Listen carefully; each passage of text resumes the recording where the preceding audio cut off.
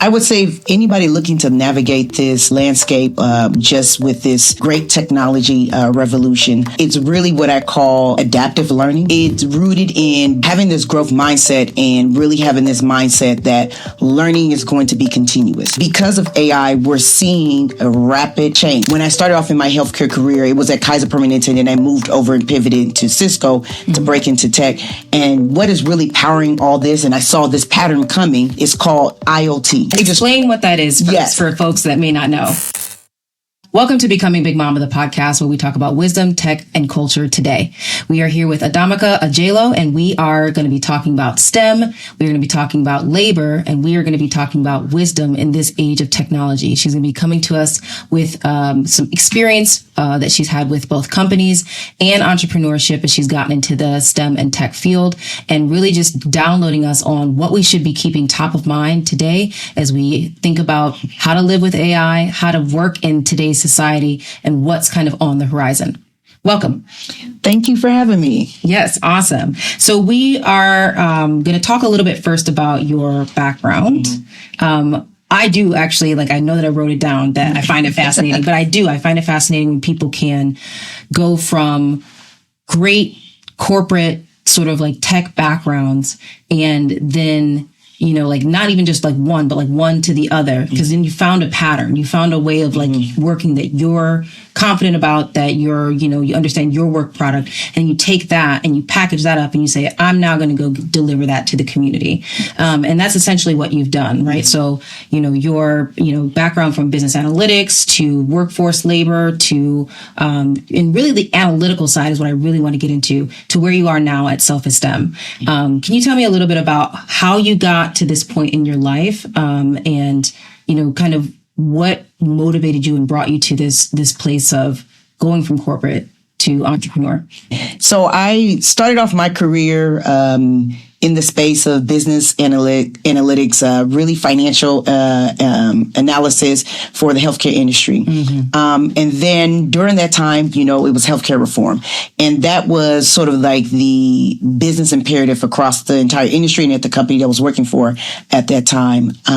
And so working at the company, the question became, do we have the right workforce for the change that is coming with our membership? And so that's where I had the career shift, where I pivoted from more of this financial analyst and this business analyst into more of a workforce planning and people analytics role. And through that journey, that's where I saw sort of my skill set, and I kind of call it the 3 Ps of seeing patterns, problem solving, and precision. And so that really helped me and shaped me through the pivots in my career. Thinking about my career journey, I then started to move from the healthcare industry into the tech industry, still doing workforce planning and people analytics. And that's where I started to get more of this, I kind of call it the horizontal skill set. So it's not just, knowing about my space, but how do you actually build the data from the back end? How do you surface the insights into the dashboard? How do you go from end to end, now going into consulting and providing insights to corporate executive? Along my journey, I always had this feeling, hey, workforce development, it's not enough. How can I give back? And that's when I started my nonprofit Self-eSTEM, really with the mission to ignite pride, purpose, and possibility among girls and women to get them in the STEM fields. But as I started to climb the corporate ladder, that's where I had this sort of this nagging feeling on the inside, what do I want to do for the next decade? After celebrating 10 years with the organization, my nonprofit, I said, okay, I want to make another great pivot. Prior to that, we heard the term the Great Resignation. I feel during this era now it's the Great Pivot. People are going to be exploring different things that they can do along the career journey as, new technology, specifically with AI, continues to shape not only the economic landscape, but also the labor force landscape. And so that's where I am right now, sitting in this great pivot from the corporate executive role now into my nonprofit executive role, and really looking to drive impact. Yeah, I think that's really interesting. You touched on so much there. But there's the 3 Ps you had talked about, which was, patterns, problems, and precision. It's interesting because I feel that while you developed that yourself, that's very similar to kind of what's happening in AI.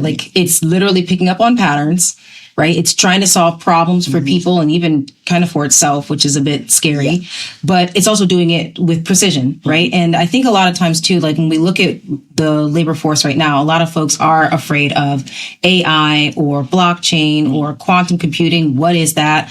And they might feel like, oh, it's going to take my job, or it's going to somehow limit opportunities for me. But then just driving in here to, Oakland where we're shooting, I saw a billboard that was like, it's not AI that's going to steal your job. It's the person who knows how to wield it. Right. And getting back to kind of what you saw in your career as you were going from, kind of like healthcare into tech, as you were looking across this, workforce analytics sort of roles that you've had, patterns, problems, and precision. I feel like that's so eloquently said as far as like you have that. And that's what you're bringing to your approach, even with technology. Yes. Right. So is that what you would say, like the advice is for, young people or people who are trying to be a part of this great pivot moment to find their own patterns, understand the problems they want to solve, and figure out a way to do it as efficiently as they can, like precisely? Or what's the sort of advice there? I would say if anybody looking to navigate this landscape just with this great technology revolution, it's really what I call, I would say, adaptive learning. It's rooted in being having this growth mindset and really having this mindset that learning is going to be continuous. Because of AI, we're seeing a rapid change. I mean, AI is moving and advancing faster than anybody expected. When I started off in my healthcare career, it was at Kaiser Permanente, and I moved over and pivoted to Cisco to break into tech. And what is really powering all this, and I saw this pattern coming, is called IoT. Yep. The Internet of Things. Internet of Things. And so I like to explain what that is for folks that may not know. So how I like to break down what IoT is, think about it. It is your connected devices. So anything that is Wi-Fi enabled, so it's the Internet of Things, meaning it's connected to the Internet. It's eventually allowing that device or that tool or whatever that physical attribute to start collecting data. And then that data is sort of the backdrop in which you see a lot of these AI or these large language models are training on. So you have to think about it. In order for these models or these AI's tool, there's this back end of all this data. And IoT is really sort of the infrastructure and the platform allowing us to get information. So prime example, when you have a fridge that's connected, how it can know what groceries do you need, or it can hear, you're talking about things. Yes, the devices are listening because it's connected to the Internet of Things, Wi-Fi enabled. That is actually metadata, and that information is fed. And that's in addition to you just surfing on the internet and the data that people are collecting through your web browser. So just imagine that we have this infinite amount of information. So now these tools are consolidating and translating this information into insight. So you think of yourself as the consumer or the learner. Now, how do I absorb this information? What it's going to really have for this generation is really to have a rigor and a cadence of this adaptive learning and continuous learning, picking up new information. Yeah. We often hear this term called Upskill, but what does that mean? One of the actions that I would say that people can do, and I do it on my phone since we're on social media, is micro learning. So I'm looking up certain type of hashtags. I'm following certain type of accounts. And then rather than just scrolling, yes, humor, I love to, get jokes online, but I'm also scrolling to learn. So I'm watching the short form content, and I may say, okay, let me block 15 minutes today or 30 minutes a day to deep dive into a particular topic. So it's really around that continuous learning that's really going to help any individuals to navigate within this space. This is great because I feel like you touched on a lot of sort of like the dichotomy of the right now for me. So like when you talk about IoT, and thanks for breaking it down, because I feel like, people hear these terms and they don't really know how to apply that, or they get them applied into like one specific way. Like, for instance, oh, you mean the fact that I can unlock my house from my phone, or I can, like my refrigerator is smart. It's like, yes, but the sort of deeper thing there is this dichotomy between the physical and its relationship with the digital, Correct. right? And it's taking these devices, or it's taking really anything that we can imagine, and it's putting it into this sort of connected realm that's immaterial. So it's taking the physical or the tangible into that intangible, immaterial sort of relationship. And that's what it's really about. So like, we'll start with a smart house. We'll expand to a smart city, right? Yeah. But just like, and I love giving this sort of example, but just like basketball has evolved over time, right? And we're big basketball fans, Chicago Bulls. That's where I was born. So, Michael Jordan, you were talking a little bit about how you were a fan as well. Basketball wasn't always played how it is played now. It was very stiff. Pass the ball. Very routine. Yes. Triangle play. And even now the triangle play has evolved over time. Now we have the swag. Now we saw the AIs and the and ones and and everybody kind of come through and give it a different type of way of moving through time and space, right? How to get up the court, how to break a press, how to get in the paint, right? It's completely different now. Yes. But in the way that the Black community had such a impact in evolving basketball, we also have that same opportunity right now to look at, IoT is just about taking physical things and, connecting them through a digital sort of connection. Where does that come up for me? Where's that at in my own space right now? What would I like to bring online, right? Not just a car or just a house or just a smart city. Maybe I actually want to connect something that they've never thought of before. Something that's pertinent and relevant, to my community or my experience. And that's where I hope, the next generation of thinkers and doers to start unpacking these technologies like that.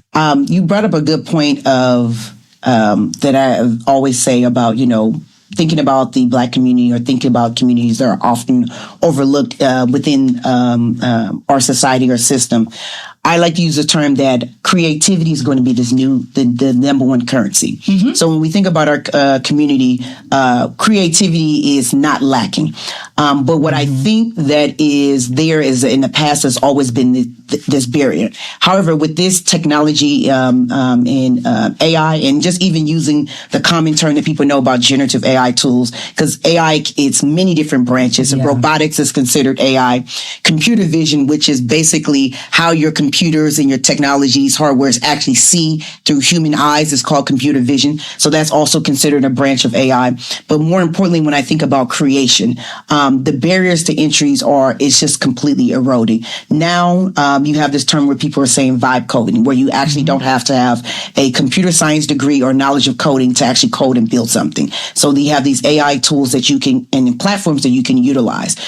So what I would really encourage our community to do is to really sit down and say, well, what do I want to bring to the world? Yeah. What do I see that is missing? And because we've often been on the fringe, the simple fact that you actually have these different frame of reference is in fact innovation, because innovation is something that does not exist in the market. And that's what a lot of times people think innovation has to be this grand, big idea. It's really about something that doesn't exist in the market that also can potentially aid to the market, disrupt the market. It can be many different things. So for me, when I think about even people I'm working with, and I'm thinking about companies I've consulted, I like to say, architecting or creating solutions. So if you have any ideas, whether it's something about, it could be about fashion, it could be anything about solving a financial gap, something that you're seeing as a pain point within your local community or even on a global scale.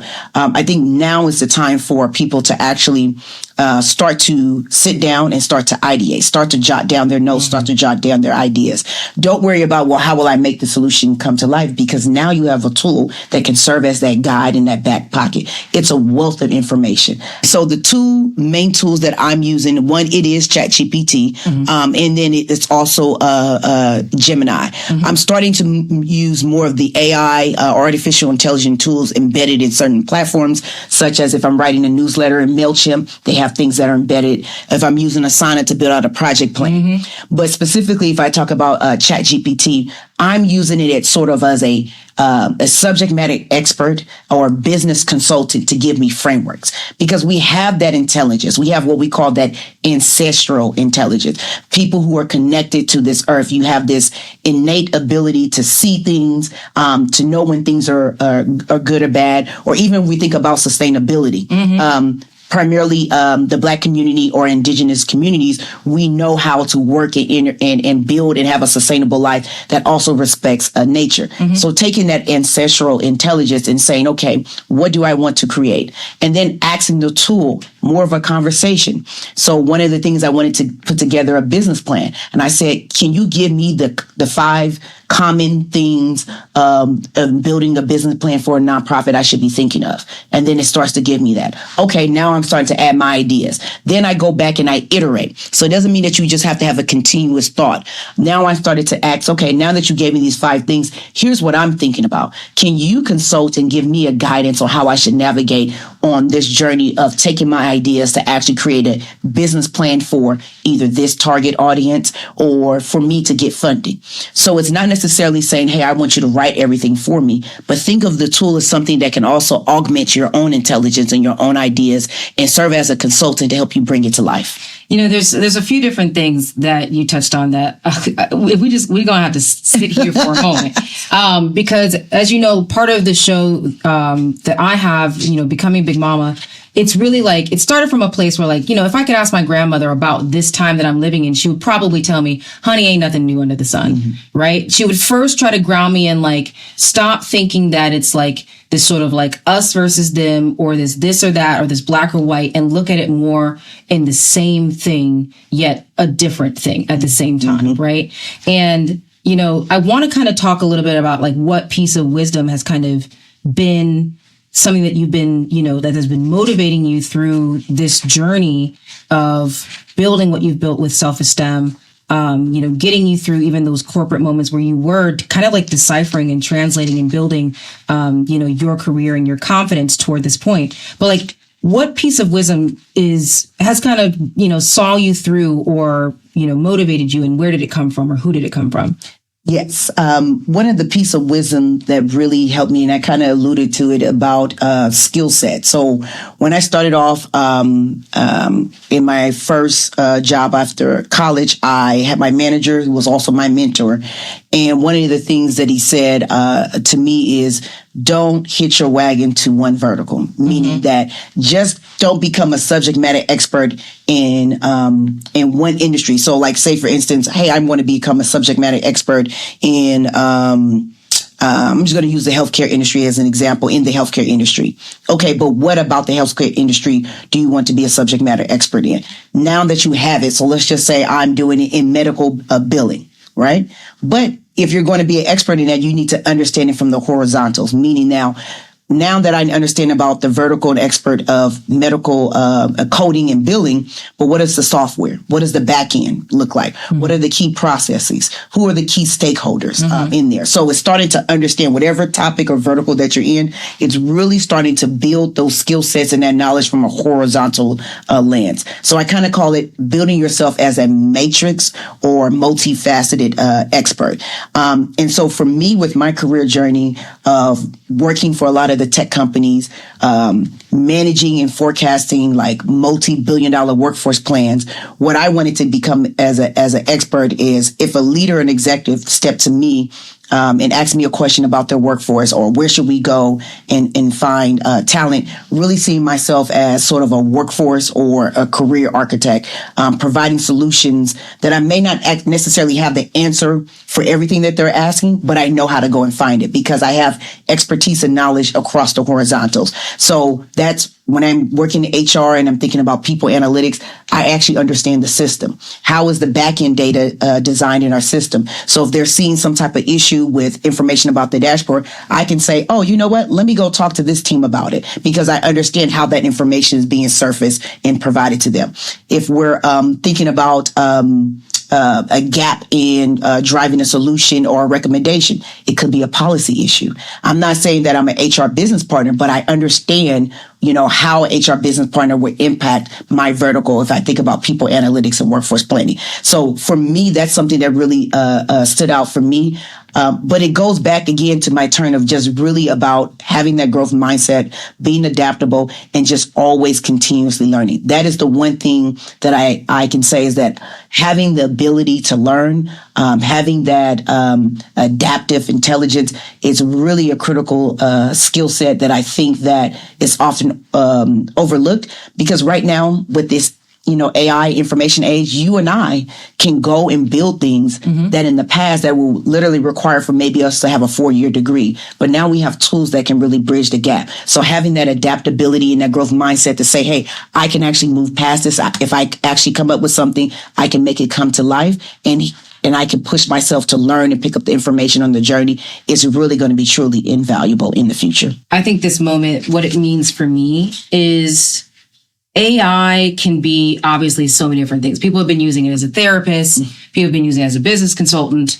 I know you do a lot of mentoring, and helping, young communities, not just young girls, but young communities of all kind, understand their strengths and their opportunities in STEM, like right now, which is great. And I feel that AI, because it can be so many different things, it can also be like this mentor or this like to Black people who might have been blocked before, or people of color that might have been kept out of conversations and out of rooms and out of opportunities. There is also like AI could just be like a white whisperer. I have been using it like this, and I know that it's controversial, but there are real systemic blockers that we've had to face as a community.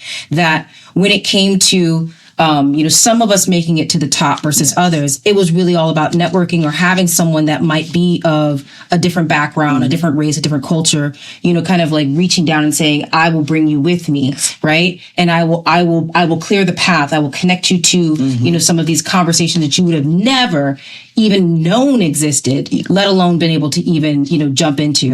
And so when I think about what you're talking about with ancestral intelligence and AI for me has really been like all the things that I just didn't know I didn't know. It's been tackling my unknown unknowns, right? And it starts with being able to ask good questions. It's being able to meet your curiosity with action, right? Because it's there for a reason. Like, why am I keep thinking about this every time I'm in the shower? Right. But it's also a way for me to kind of decipher and almost like unpack these sort of hegemonic, sort of very like colonial, just happen to be, white and presenting, but this power structure that's trying to keep a lot of people out from certain types of conversations. And that's what I've been using AI for. From your workforce development background, what are the deeper systemic barriers that prevent communities from not just accessing, but also owning their place in tech?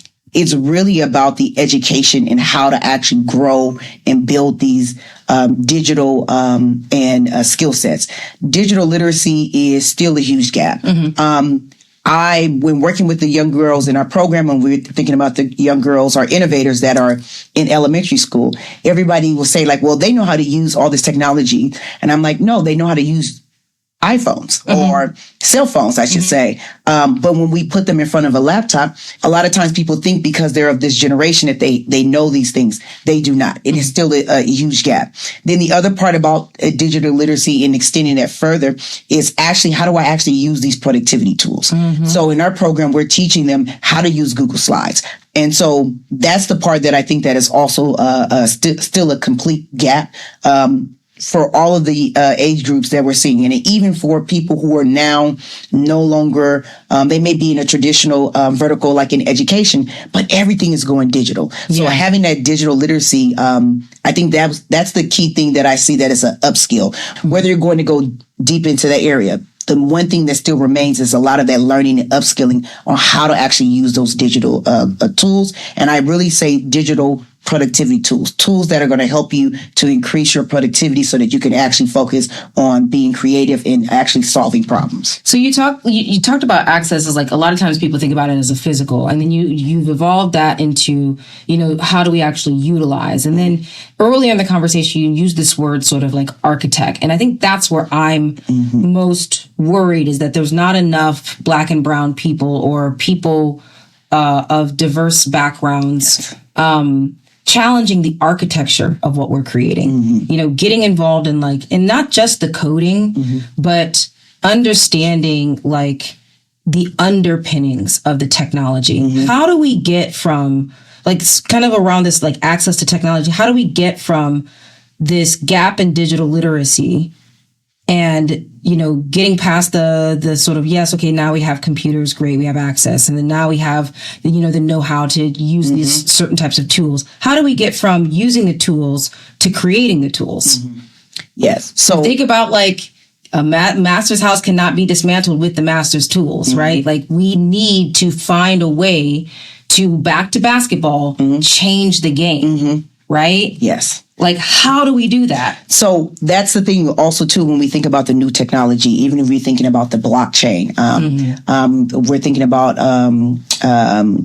what is that? People are talking about cryptocurrency. So with this new technology, going back to this term, the barriers to entry is eroding. So now, with social media, there are companies and big corporations who are worried about you as an individual brand, being able to start a clothing company, leveraging your social media platform and actually being a competitor. Now with this revolution, we have a lot of decentralized tools.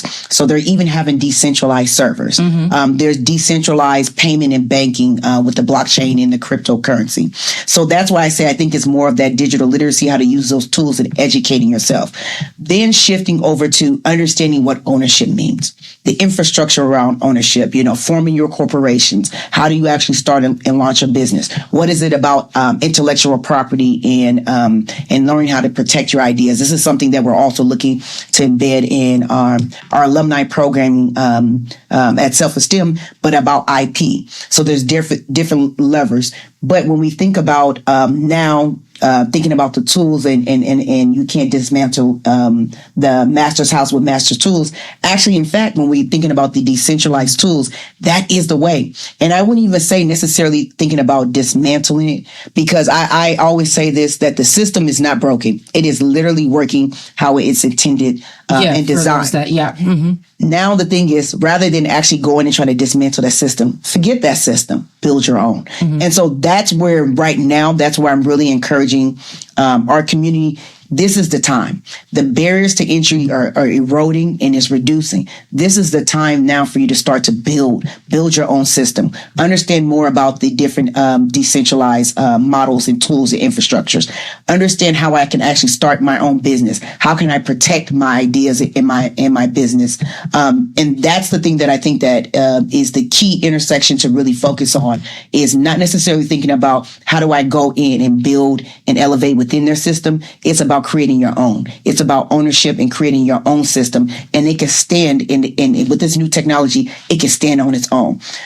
In the future, we will have companies that will be a 10-person company being able to service, across our nation with these AI tools. The next level above generative AI is agentic AI. And that's now where you're thinking about frameworks. So you uniquely have a way in which you approach a problem. Design that framework, get it protected. And now that you have that protected, now I have this way of doing something, instead of me just only thinking that I have to be the one to give you access to the framework. No, license the framework out. License the solution. Working in these tech companies, what I realize, and I think it's even Bill Gates, that most of his money comes from intellectual property. I think it even comes from him actually having a framework within the fintech industry, I think around international clearing and settlement. And so now that any type of tech company or payment platform wants to actually go and use that same framework to clear and settle, the general ledger in their books, I think Bill Gates, through his IP, through his patent, he gets a percentage of it. So it's not necessarily just only focusing on being this owner and then I always have to bring it to my customers, but thinking about creating something, having ownership, patent it, and then thinking about a licensing model. So how do I get this out to the masses where I'm sitting back and generating revenue and increasing wealth, but I'm not necessarily doing all the footwork or having to do all the engagement. So I think that is the shift. We're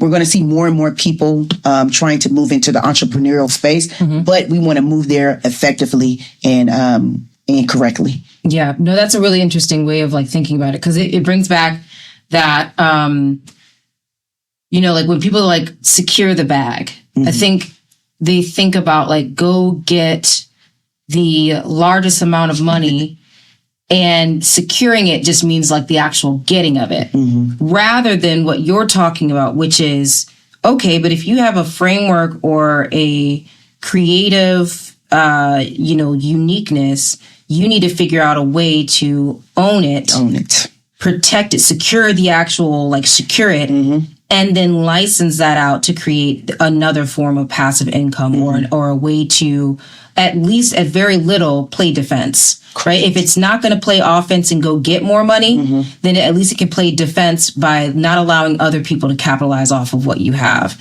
And I think, when it comes to ownership, this has been, there's a long history to Black people being disenfranchised when it comes to all types of ownership, right? Even owning our own ability to, like vote or, just exercise our own autonomy, right? Yes. So I think the concept of ownership and licensing and patents, I think, for a lack of better, and this is not to say that this is how it's always is, or that this is a majority of folks, or that this is going to stop people, but I do get the sense that for a large amount of folks, that's not, it's like outside of their understanding of like to own something, right? Like to have it, to secure the bag, to get it, to put your hand on it, that makes sense. To own it, I don't think, a lot of even, like Black youth can tell you the difference between, it's kind of like, I heard this joke where they were talking about, when you get married, they talk about to have and to hold. Yes. So, well, that's two different things. To have it and to hold onto it, to protect it, to actually have a defense around it. To have and to hold are two different things, right? You might have the wife or the husband, but like, can you hold on to them? Or can you create these ways that, provide longevity around whatever that is? And I feel like that's a hard concept for a lot of people, especially in this immaterial, digital, fast-paced age. And I also think, if I can take a step back, the term owned and to own it, to ownership. And if we think about the history of it, this is a radical conversation and dialogue that we should be having. We once were viewed as owned. And so that's also too, when I started to do the history also too, and dig back into this country.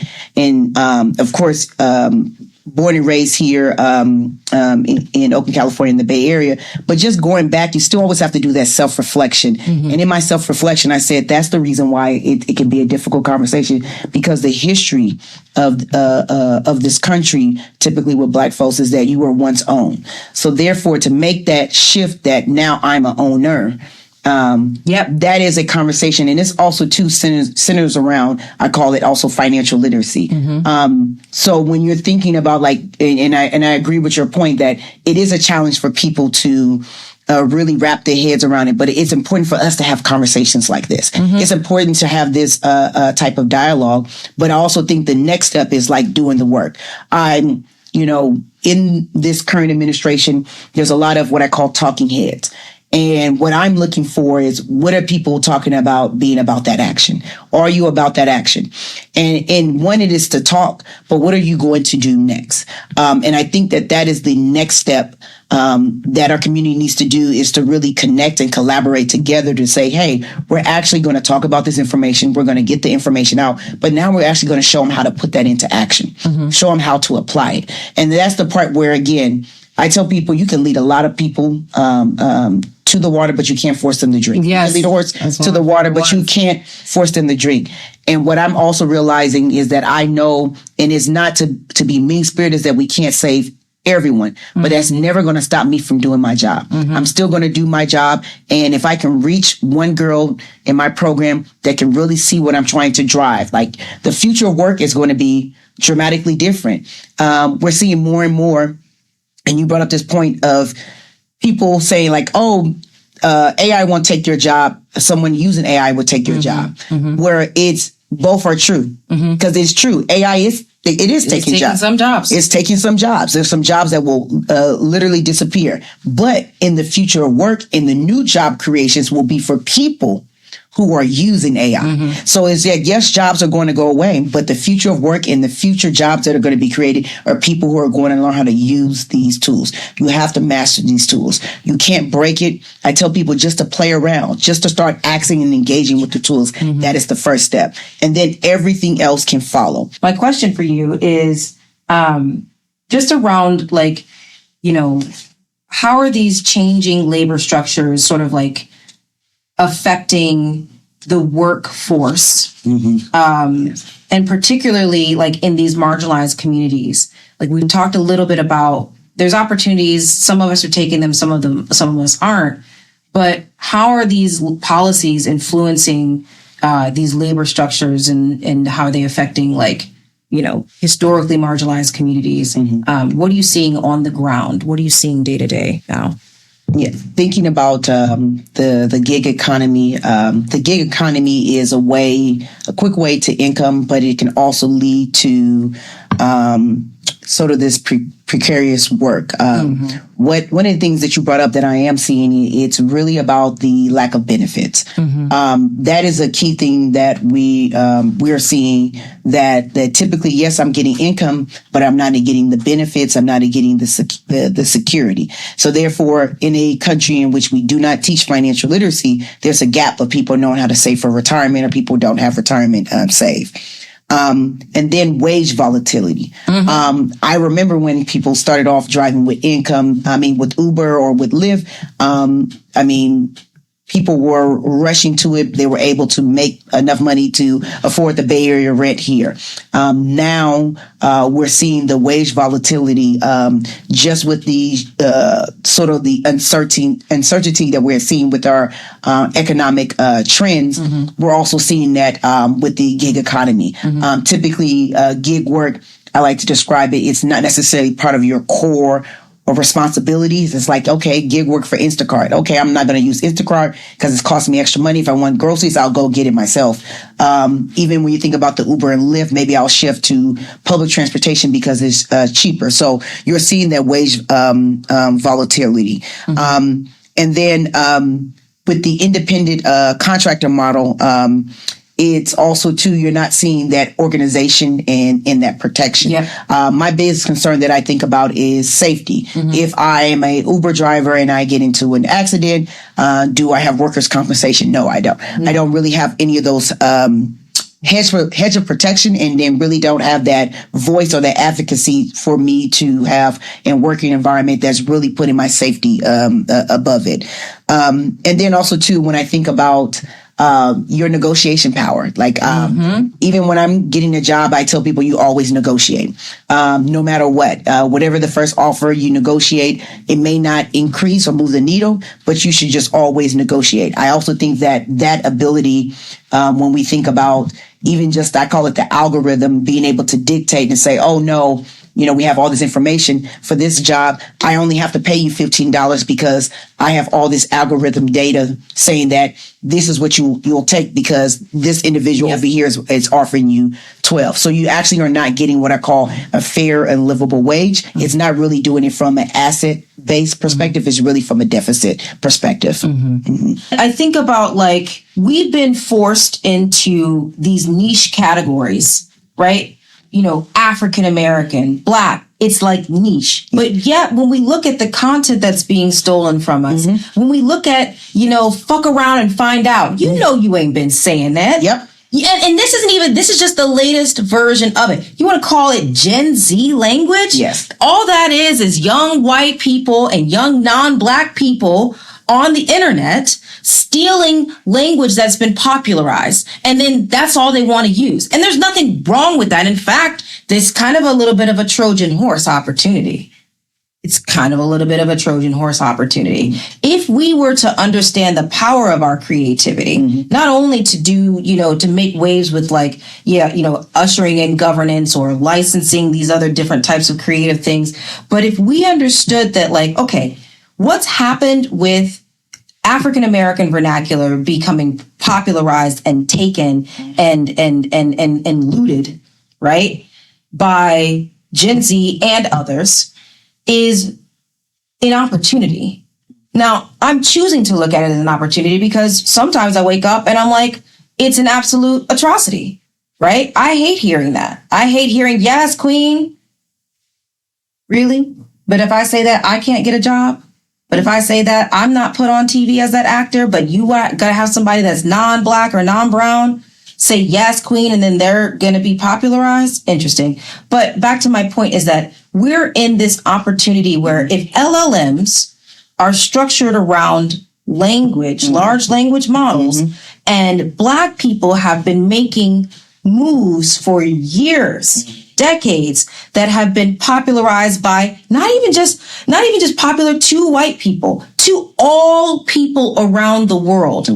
Our language, our actual LLM, African American vernacular as a subset of it, is powerful enough that if we understood the opportunity, we could be capitalizing on, how do we run AI opportunities that not only can protect and are authoring and ownership of these particular things that get used so that we can get our money. I would love for there to be something like collective licensing. I don't think, back to what I was saying, I don't think a lot of Black people are comfortable with the idea of ownership in a singular way. But I do believe a lot of Black people are comfortable with the idea of ownership as a collective. That's ours. What are you doing with that? That don't even belong to you, right? We're a lot more activated around something that we believe we belong to and we possess together than we are around something that might just be singularly ours. And obviously that gets down to the individual. Like there's obviously different Black people who would disagree, but I'm saying as a sort of, as a group, as an en masse from what I've seen. And what I would love to see is how do we not only clean up these algorithms from using our art and our creativity without our consent. There's that aspect of things. So clean that up to a whole bunch of legal things. And we don't even know if it's even going to be honest that it takes it out of its sort of training and its models, but whatever. And then there's this other side of it, which is how do we actually utilize our collective language and culture and bring that into a new wave of not only I'm not going to argue with you that was Black made. I can prove it. And if you want to use it, we'll license it to you. But you touched on something that made me think about why is it so hard for us to own our own culture when other cultures, it's still, there's still, risk to them kind of, being taken on the capitalism sort of like trip and commodifying, saw that with culture the Indian culture, with the yogurt absolutely. too. Yes. You see it now with boba. Yep. Boba. Like non-Asian descent people starting boba cafes. Well, what you doing? That's not yours. You don't even know what boba really is or the history of it. But it's harder for us. And I was thinking about this. I was like, is there something about the fact that, like when it comes back to the land, right? Like if you have a culture that's organized around land, right? So such as a country, right? Yeah. So we can use, the example I just kind of gave with like, boba. Boba's not just one Asian country that it's from, but it's from a region. Yes. But there's these cultural sort of artifacts, right? From these specific, countries that are more easily established, like, oh, that's Korean. And if you're doing that, you're biting Korean, like, culture. That's wrong, right? It's more easily able for us to be like, that's not from here, what you're doing. You're not from here or from there, what you're doing. And establish that you've broken the law somehow. You've broken the social sort of like agreement. But it's so much harder for us because is it that we are on the same land as these other folks who, have instituted this like extraction machine. Like literally all they want to do is take from the land. It was in coal mining back in the day. You look at the third industrial revolution. Right now we're in the fourth industrial revolution, which is around AI, blockchain, IoT. Third industrial revolution was around that sort of manufacturing, right? It came after agrarian, which was, second. And so looking at that third, you have this more prevalent extraction from the land, taking all the minerals and all of this and all the rerouting rivers, making dams, just everything. And go to your ancestral intelligence because I had that and I said, why? So you think about all the man originated from the continent of Africa, right? Yep. We all know that to be true. That's where it is. It's not a dispute. And when I go back home and I look at the soil so rich, and then I have to say, oh, I don't come from lack. The continent of Africa, no matter what anybody says and tells you, I can even go even modern times of, why Africa first is most corporations strategy, but the Africa is not the original name. I forget but I said the continent, and my land that my feet and my ancestors on, it lacks nothing. So we don't come for lack. And so just imagine if you are coming from abundance. So you're coming from abundance. You can grow anything. The weather is great. You have all these minerals, these nutrients. You have all that. So you come from abundance. If you're sitting and you see abundance every single day, or are you there trying to come with a scarcity mindset? No, you're not there to try to take and absorb because it's there. It's in abundance. It's not going anywhere. And so that's also rooted in our culture because, and so that's the part where my ancestral intelligence is telling me it's because you come from abundance. Culturally, you know how to just either, I use the term, mind your own business, leave that animal over there, leave that in the ground there. Like, it's because we come from those random bones you just found over there. Why are you going in that cave bothering whatever was going on in there? I hate when I see those videos. And so, let me move that. Exactly. And so I said, we come from abundance. So if I came from lack, I'm always looking to take. I'm always looking to extract. And I said, and it's not if you even think about the Stone Age and where they lived in the coves and lived in, in the caves and in the mountain. I mean, my father's village, we can grow anything there. You understand? The soil is so rich. Why am I over there looking at my neighbor trying to be all in the business when everything I have is right here in my father's compound? In my father's compound, anything that I think of that I want to grow and create is there. But when I don't have it, I got to start to explore. Well, where can I get it? Where can I extract it? And so I think that's and also make up narratives as to why do they have it and why don't I have it? They're not better than me. I'm better than them. If I'm better than them, then I should have it. Yes, and I think that starts to fabricate the cultural. So I also too. When people say like American culture, the Western culture is a capitalist culture, and I say yes and no. And what I mean is that it has evolved to it. Two things can be true. I think it really comes from a cultural identity of abundance and lack. And it's not to say that they lack everything completely, but if you think about the continent of Africa, I mean, everything comes there from the minerals, the things that we see on our phone, what's powering this economy. Without Africa, most of these countries wouldn't even be who they are. If you think about France, the franc is built off the backs of these African countries in their colonies. Hence colonization. China's there right now. Yes. It knows what's up. It knows what's up. And so that's where I see it. And so now it's like trying to have the conversation that our culture needs to be getting back to abundance. And because we live in a society where we do have to pay for water. But when I go back to my father's, I'm not paying for water. I do have to go to the grocery store and pay for food. No, I have it in abundance. So we need to shift our culture around this new form. And I call this a new abundance. How do we actually shift the conversation that we're supposed to have this abundant life now and not in the afterlife? So in order for us to have this abundant life now, it's going to have a different discourse, a different conversation, and different behavioral change. And so it's now going to be moving to that action into ownership. That's one of the things that I'm even telling the next generation with the future work.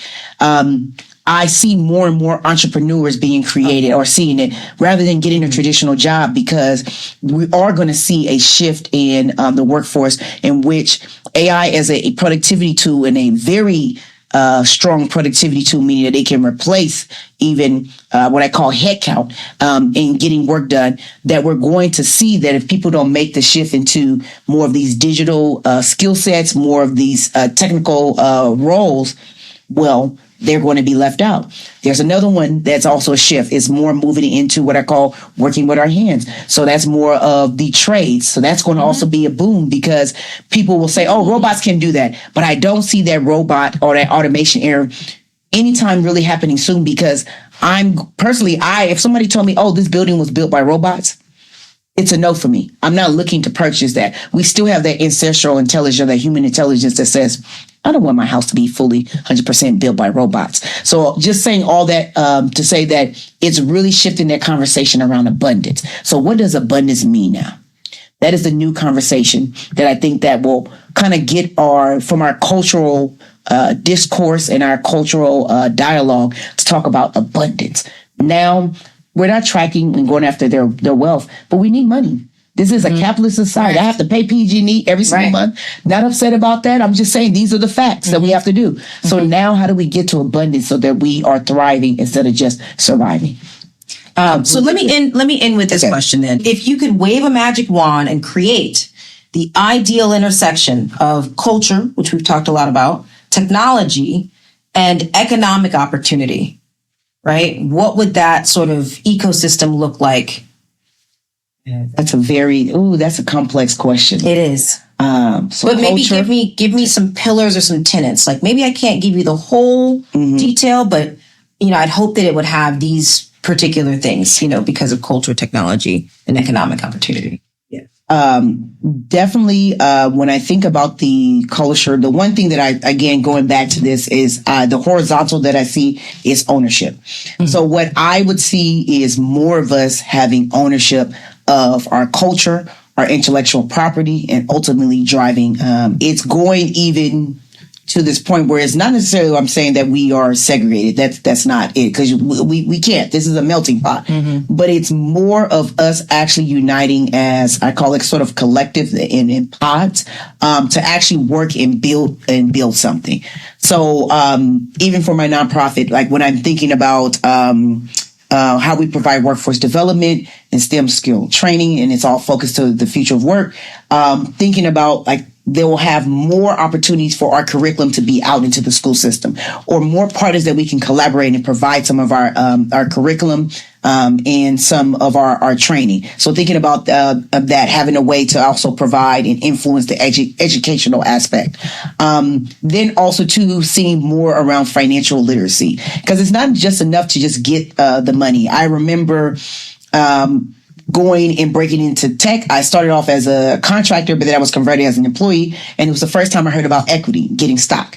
There was no one that looked like me in my community that can answer that question. And so what I did was what's RSU? Yes, was it RSU? Yep. Yes, exactly. So understanding the details, but I see that we're in the educational standpoint, or whether it's even building more programming or services around it, but it's also increasing financial literacy, seeing more of us investing in the stock market, understanding about the stock market, and actually how to protect our assets too as well. So that aspect is financial literacy, and then I would say, in addition to that ownership, it's more of what I envisioned. I was just seeing more collaboration. I think it's now time for our community to really, really collaborate. When I look at other groups, they're not necessarily going at it alone. They may have a face. They may have someone who's speaking to the world or to the community. But when we think about that leader and we think about the collective that's behind him, there's many people that are there. For the CEO to thrive and do well, his direct leadership has to also do their job. It's not fully on the CEO's shoulders, but the CEO takes responsibility for when the company is doing well, and then when it's also doing poorly. So on both ends. But I also would love to see, and I don't know how it would be necessarily a pillar, but just seeing the behavioral change of us actually collaborating and building together. Those are the things that I definitely would love to see. But I do think that more now than ever, we have this opportunity around collaborative work and even ownership. There was something you said about equity and kind of learning what that was. I'd love to see some of the, the companies like, our version of, Google, or our version of Microsoft, or those sort of top Black tech companies that are taking off, that not only that, we get behind them and support them from a user standpoint, but that how do we even have, like equity in, like, how can we start, thinking about equity from these companies, not just being for only those direct employees, but rather for getting it back to the community. How might we even fashion, equity for the collective, right? Like, it's a wild idea, but what if it was like, we approached it like reparations? Like, if you're Black, you get 0.0001 percent of this particular stock. Yeah. We're going to the moon. We was going to do that anyway. But just because you're you get this level of investment automatically in our company. Yeah. Right? Not only as a user, and guess what? You can cash out whenever you want to. Now that's unheard of. Why would you give out free stock to people who aren't even like, a part of the company? But I think that's the level of, oh, wow, they're doing that. Let me go try them out. Oh, yeah, I like them. Because we are making products off of the backs of users and their feedback. And if those users were a part of a particular community that's been disadvantaged, but we are leveraging that as we are building something for the greater good, I don't see why we can't bring them into an equity conversation. And I know that that's obviously, there's a lot of stipulation around like, well, how would you do that? And that's a little controversial, but big ideas, that at one point in time didn't exist were controversial until someone did it. Exactly. Yep. I mean, big ideas sending people into space, like that was crazy, but until someone did it. Now it's just, now celebrities go. Yeah. Anyways, it's been so great, like just talking to you. And, honestly, for me, this is so cathartic to just know that there are other people who have these questions on their mind, and more than just questions, are making, moves and trying to make change, right, happen based off of the things that are kind of on our hearts. Like, how do we get this done? How do we move? How do we build? How do we, instruct? How do we encourage? How do we, innovate with our, generations that are coming on board? And I really appreciate the work that you're doing. And I have really enjoyed this conversation with just understanding a bit more about how you're doing it and how might I even take that back into my own work. Thank you. Thank you for having me. I'm glad to be here. This was a great conversation, a great dialogue.